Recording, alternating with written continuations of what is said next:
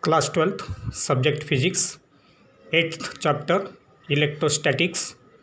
From this chapter, the second application of Gauss' law, that is electric field intensity due to an infinitely long straight charge wire. To obtain the expression for the electric field intensity at a point due to an infinitely long straight charge wire, let us consider a uniformly charged straight wire. This is the uniformly charged straight wire with positive charges such that the linear charge density is constant. So linear charge density is nothing but it is the charge per unit length of this straight wire, that is lambda equal to Q by L. For this wire, this vertical line represents the axis of that charge wire, so that radius of this wire equal to capital R, and it is charged with positive charges. The charges will be spread only on the curved surface of this wire and not at the ends of the wire.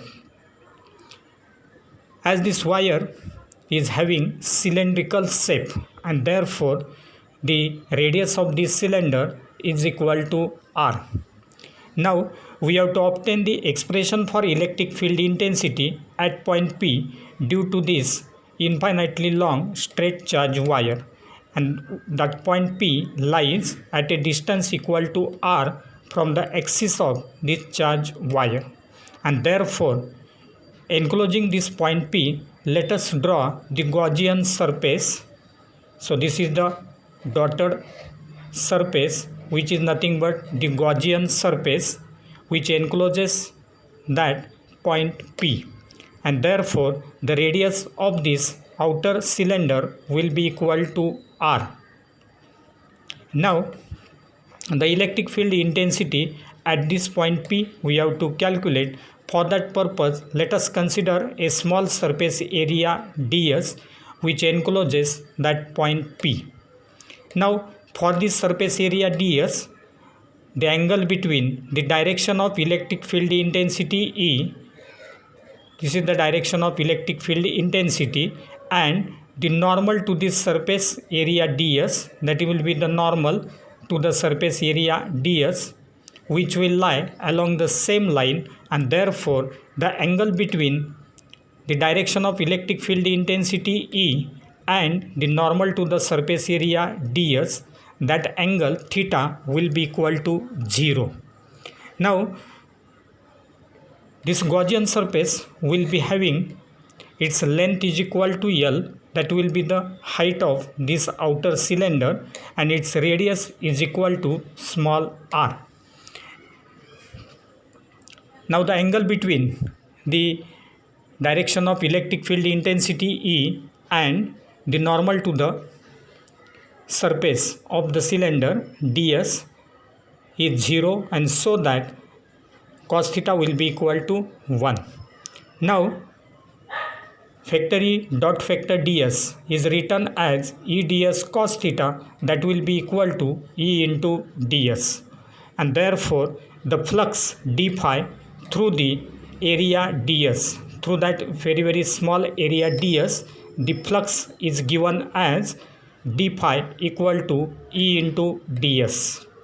Therefore the total electric flux through the whole Gaussian surface, that is the outer cylinder, will be equal to phi, that is phi equal to integration over closed path d phi, that will be equal to integration over closed path factor E dot factor ds will be equal to integration over closed path E ds, and that is equal to E into integration over closed path ds.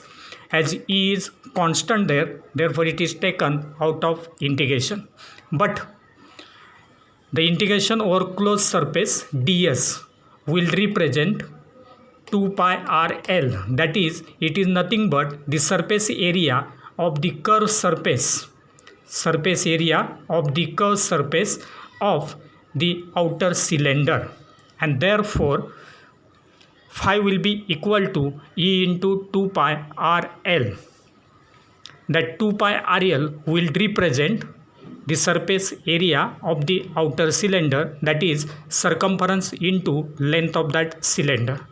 But we know that phi equal to Q upon epsilon 0, and therefore comparing these two equations we can write Q upon epsilon 0 equal to E into 2 pi RL, and therefore E equal to Q upon 2 pi RL epsilon 0. But the linear charge density lambda will be equal to charge per unit length, that is Q by L, or Q is equal to lambda L. Now putting the value of Q here in this relation, we can write E equal to lambda L upon 2 pi RL epsilon 0. Neglecting LL, that is LL will get cancelled, and hence electric field intensity E equal to lambda upon 2 pi R epsilon 0. That will be the required relation. If the value of lambda is positive, then electric field intensity is directed outwards, and if the value of lambda is negative, then electric field intensity is directed inwards.